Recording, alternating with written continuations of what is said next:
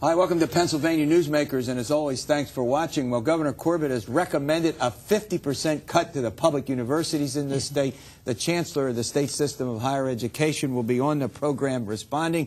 And then, what would a program be without a discussion of what? Marcellus Shale? We're back to that. Pennsylvania politics and government, in depth and in detail. And guess what? It all starts right now. This is Pennsylvania Newsmakers, a fast-paced, unrehearsed weekly discussion with and about the leaders who shape your world. And now, here's your host, Terry Madonna. Hi, welcome back to the program. Well, I think most observers in this state were sort of stunned when Governor Corbett recommended a 50% cut to the state's public universities, the state-related universities at Pittsburgh, Penn State, Lincoln, and Temple universities, and of course the state system of higher education of 14 wholly publicly owned. You are wholly publicly owned, right, yes, Chancellor? Yes, we are. Joining me, as often is the case, is the Chancellor of the state system. All right, Chancellor, there's a lot to talk about, and we have a little bit of time, but obviously the public higher ed community was sort of, okay, 50%, and the reaction that you've seen from the campuses, you know, your schools has been, gee, that's a big cut. You know, you'll do your part, a large cut. Talk about what you think this would do if, in fact, it were enacted. Not that anybody thinks it will be enacted, a 50% cut I'm talking about. Sure. If we assume that nothing changes in the proposed budget, there are a couple of ways you can get your head around it. One is to look at it from the perspective of what does this mean on a per-student basis. In that sense, it means $2,200 per student in our system right now, that we would have to figure out how to close that gap. Another way to look at it is in terms of jobs. If we put it in that context, we would be talking more than 2,600 jobs in the system at the level cut that was proposed. Now, your appropriation, just not to get too deeply into the numbers, went from, as I understand it, about $444 million to $232 million under this. Is that correct? That's correct. So you would go maybe 33% of your total budget comes from the state. That's right. And that would drop to what, 16 or 17%? Yeah, 15, 16%. Now, when the system was created in 1983, two-thirds of the budget came from the state. That's correct. One-third from tuitions, and you know other things. And now that's stood on its head and it's reversed. Correct? That's right. That's right. Let's talk a little bit about the economic impact of this. I mean, in the 14 schools, many of them in rural parts of the state, they're the employer. You assist communities in so many ways. How would this affect local communities? Well, it would have an enormous effect on our communities. And, you know, you were raising the issue about the budget levels and things like that. The proposed funding level is less than what we received in 1983 in nominal dollars, so not controlling for inflation or anything like that. So we, you know, in keeping in mind where all those numbers are, the economic impact would be tremendous because in 6 of our campuses, they are the largest employer in their county. Right. And in nearly all the rest of our campuses, they are one of the top 2 or 3 employers in their county. And even in a place like Westchester, in the Westchester area, with Westchester and Cheney, Philly, the impact of the student purchasing power and the faculty and staff purchasing power is great. You're talking about you know Mansfield and Lock Haven and Clarion, and I don't know about California University. That substantial employer. In addition to that, you provide all sorts of tertiary services into the community. I mean, I guess what. You know, there are a bunch of aspects I want to talk about. I think what sort of stunned us was the size of the impact. You know, everybody, you know, 5 or 10%, but 50%. I mean, that had to be somewhat, I mean, in my 30 years of doing what I'm doing, when I heard that amount, I thought, 50%? I mean, was that sort of stunning in itself to you? It was certainly surprising and certainly created a very different kind of challenge. I mean, we obviously assumed that the stimulus money that we had gotten over the last couple of years would go away because that was never intended to be permanent. The federal government didn't set it up that way. We understood that and we get it. Yeah. We also get the fact that the state has a problem, and we have been doing our part to the best of our ability with holding tuition down and making other cost reductions, but you know, the 50% cut presents us an enormous hill to climb. Yeah. Now, let's, you brought up the tuitions. your tuitions overall in the last decade have, in many years been below the rate of inflation, maybe a couple years a little higher. But overall, your tuitions are what, in about a $6,000 to $7,000 range when you count all the fees? Our tuition by itself is $5,804, and with all the fees, it's about $7,700 on average. Yeah. Well, let me put it, we're going to run to break, but let me put it this way. For the price of the tuition, 4 schools, let's say 4 years in a school, it's about the price of an automobile. Reasonably priced automobile. Yeah. I often think about that when we complain. Now, look, everybody knows I'm a college professor, maybe a little sympathetic to higher education, but when you think about public universities at that price, right, it's a pretty good deal, I think. Again, I'll show my bias here. That's okay. We've got the best deal, if you want to look at it that way, in terms of quality of education for the price in the Commonwealth. Yeah, and I think there's some things that reasonably you could be expected to do. And I'll talk about those, about having discussions about benefits and pensions and all of that. And they're not, obviously time to talk about that in these tough times. All right, chatting with the Chancellor of the state system, John Cavanaugh. We'll be back in a moment.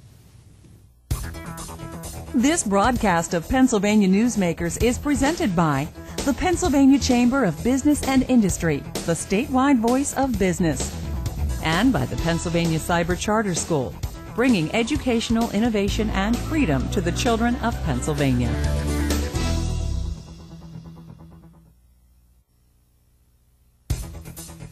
This broadcast of Pennsylvania Newsmakers is presented by ReconnectPA.org, supporting a comprehensive transportation funding solution, and by the Pennsylvania Manufacturers Association.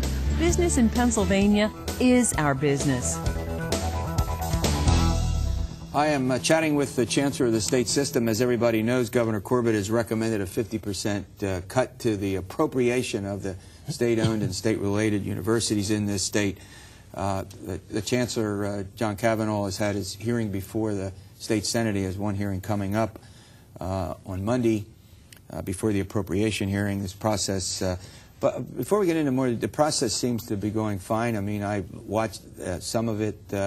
You're getting some good questions, but I think overall there seems to be a sense that the 50% cut might be modified a bit. Is that what your sense? Yeah, we were very gratified with the response that we're getting from members of the General Assembly, pointing out that we do a great job with the resources we have, and many of them themselves are graduates of the state system. Many of their staff are graduates of the state system. So and everyone's counting. It's in the blood. They're all counting that, right? You got that right. Right. Well, look, let's go to some a tough question maybe for you. If you had to mention, we're in tough times. I mean, there's no way about it. The budgets aren't. The giving is maybe for university not going to be as strong, perhaps moving forward, as we've seen. We all have had some pretty good years, both the private and the public sector. Are there 3 or 4 areas that deeply concern you in your budgets right now that you think you have to, moving forward, take a good look at? Yeah, we've actually analyzed a number of things.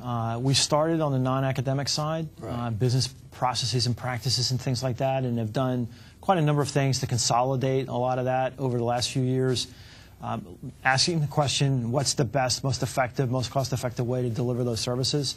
So we've done a number of things there.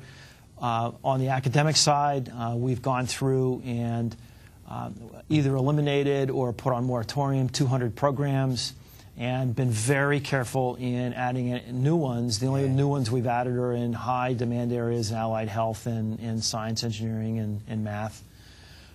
We're also looking at ways to collaborate across universities in delivering academic programs.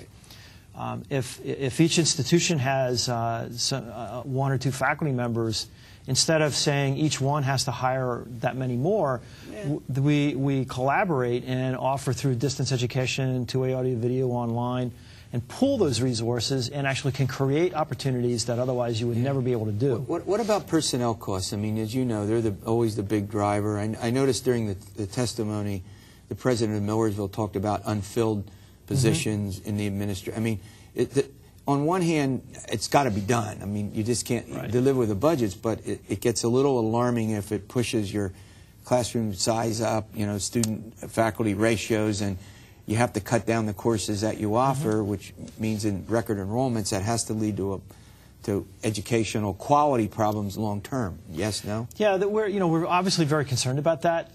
We're trying to be as judicious as possible. Personnel costs are 76% of our operating budget, so we are very aware that we need to watch that, and we're also very aware that additional cuts could indeed, as you heard from President McNary, interfere with our ability to offer courses. But our number one concern is to do everything we can to avoid any of those bad things happening to our students that would interfere with their ability to complete their degrees. Now, one of the subjects that keeps coming up are pensions, and your pension costs are fixed by state law for what the employer has to pay. You don't control that. Moving forward, is that an alarm? Are the alarm bells going off to you about the pension costs? Well, obviously, as you point out, we don't have a whole lot of direct control over that. Aspects of it over which we do would fall into our collective bargaining agreements, and of course all those are under negotiation right now.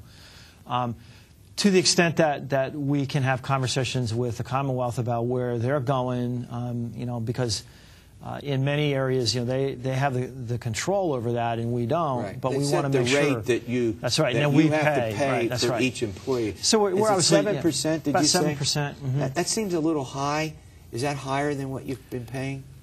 Yes, obviously that's going up because of the issues in the pension funding, and that's been debated out in the General Assembly in the previous and current administration. Right. We're going to run to a break. When we come back, I want to ask you about this controversial subject we've got to get into this, of graduation rates, about what you think about that and where all that is going. I know that was a big issue with the president of Penn State and their satellite campuses, and there are a number of ways to look at it. We're going to look at those graduation rates, how fast, how much money does it cost, something you all should care about. I know you do. We'll be back in a moment.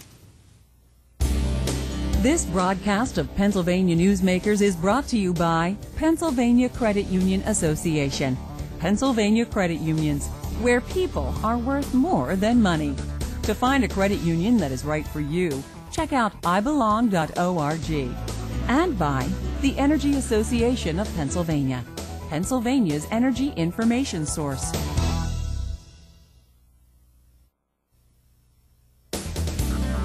This broadcast of Pennsylvania Newsmakers is presented by the State System of Higher Education.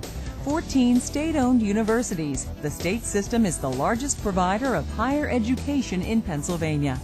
And by the Hospital and Health System Association of Pennsylvania, working towards a healthy Pennsylvania. Hi, welcome back to the program with the Chancellor of the State System of Higher Education, John Cavanaugh. Chancellor, there are a couple other quick things I want to get to. There was some concern, that when I don't want to put you in President's ban, you have enough trouble, right? You don't need to worry about Penn State. But the whole crying wolf over tuition hikes and but this is pretty important, isn't it? Absolutely, yeah. I mean, this isn't like something you can deal with pretty easily, 50% cut. No, and and by the same token, we can't solve this problem just with tuition increases. Yeah. We're not going to be able to solve it with just cuts because we can't generate that much money that fast. Right. So it's got to be a collective discussion that we all need to do our part on how to tackle this issue. All right, I want to talk about this controversy over graduation rates. I want to talk about your graduation rates in the state system. Talk about graduation rates. Sure. There's a couple of things that everybody needs to understand about when we talk about graduation rate. What does that really mean? The federal government has multiple definitions of graduation rates. The most common is they count all of the first time in college. So that means you've never gone to college anywhere else before. Students who are full-time in the fall semester of the freshman year. They put them all in one group. And then they measure it if it's 4 years or 5. And then measure it 4 years, 6 years, and so on. If for any reason that student doesn't complete at the institution from which they start, they're counted as a failure. So that would reduce the percentage. Correct. So, for example, if a student transfers from Millersville to Shippensburg but gets a degree in 4 years or less, they count as a failure in Millersville's graduation rate. Okay, Because this is because they didn't graduate from Millersville. Because the student left Millersville and didn't graduate. Right. Okay, but then or if a student is part-time, they don't count. If they transfer in from community college, they don't count. If they start in the spring semester, they don't count. So in our system, 40% of our students are not captured in that statistic. And 40% of our students, by the time they graduate, have taken courses at more than one of our universities, because we're encouraging that. But you also have the problem, I mean, and you know, as a professor for many years, with students who are working. Right. And so that's right. Some have families, you have adults who are working, they're not going full time. That's right. And, you know, so even the federal government has started to go into not graduation rates, but to look at how many degrees do you give per 100 students.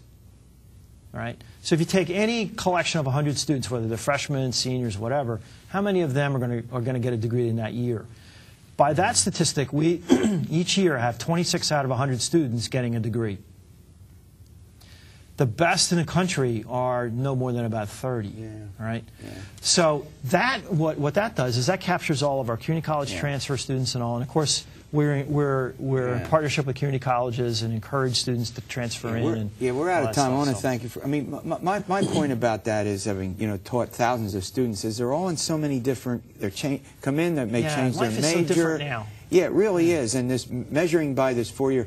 Now, do I think that we ought to be encouraging people and working harder to get them through their whatever their mission is? Absolutely. We need to do more there. I think you would agree.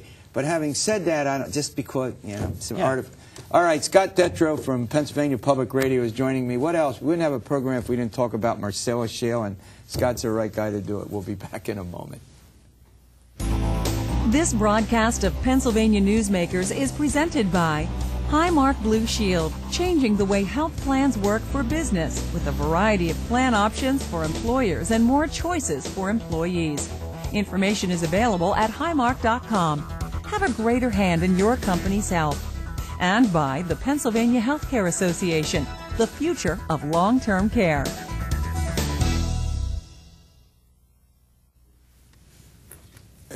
Welcome back to the program. Joining me, as often is the case, is Scott Detrow from Pennsylvania Public Radio. Before we, get on to Marcellus Shale, Scott, let's. What about this business of these higher education cuts? A Senate hearing, a House hearing. Where do you think this is all going to go? It's interesting that when the governor is pressed on the state system cuts, he kind of backtracks a little bit and says, well, this is the beginning of a process. This is my proposal. I'm looking forward to hearing what lawmakers have to say. As you noted, pretty much every single lawmaker was very sympathetic to the state system schools during the recent hearing. And I'm hearing a lot of top staffers in the legislative side. I've also heard some people in the governor's circle saying, look, we all know about $300 million is going to go back into this. The cuts are not going to end up being as deep as they're proposed. That's kind of a growing consensus. Of course, we've got another month to go, but I don't know where exactly that money is going to come from, because the governor is taking a very firm stand saying this budget is not going to be a cent higher than the $27.3 billion. Yeah. And the question, and the real problem is that the $650 million overall in both state-owned and state-related, the governor wants to cut. That's where you get to the 50% cut, for Pitt, Penn State, Temple, Lincoln, and well as the Chancellor's universities. $300 million, they have to make it up somewhere. Is that the art point? If you save $300 million, right?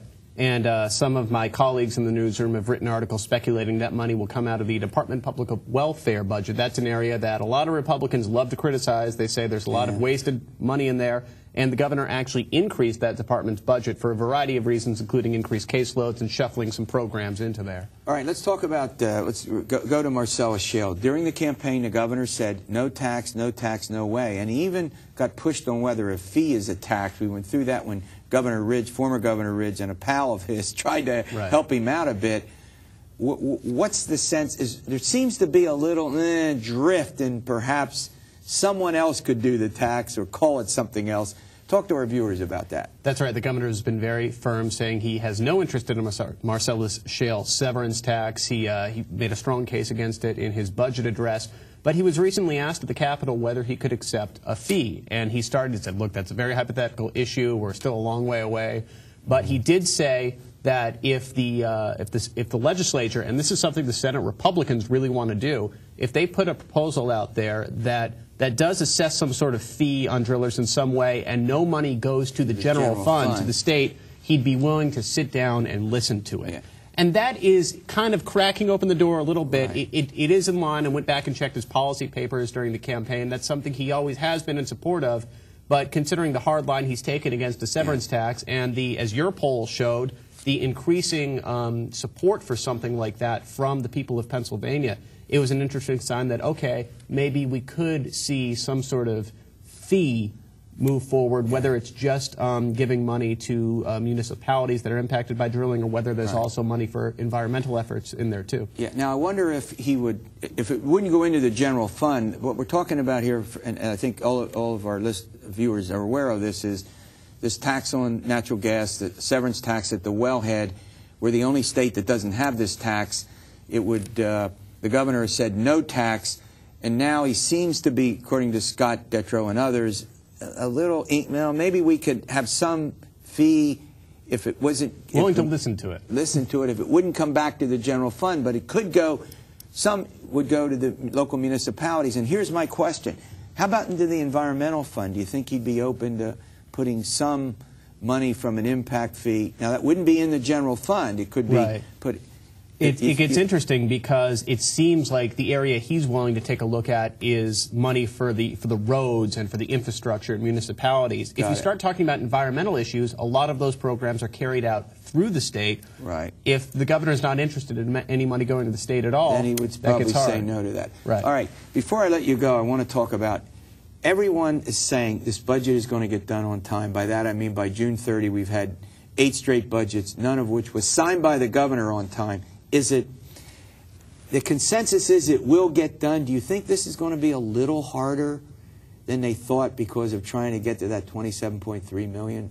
Billion, yeah. If it was 27.3 million, we'd be home. Would go home. Yeah, right. I think this is something that every single caucus or side you talk to is very dedicated to getting this done early. The time frame I'm getting from a lot of people is the serious discussions start in late May once we have a full picture of our revenue. They want to vote by mid-June. I guess it comes down to, like we were saying before, everyone wants to put more money into a couple areas, specifically colleges, higher education and education. Where does that money come out of? And if you start taking it out from one area, are the interest holders there going to put up a big fight? All right, great update. Thanks for coming on. Thank you. All right, we'll see you next week for another edition of Pennsylvania Newsmakers, and as always, stay well.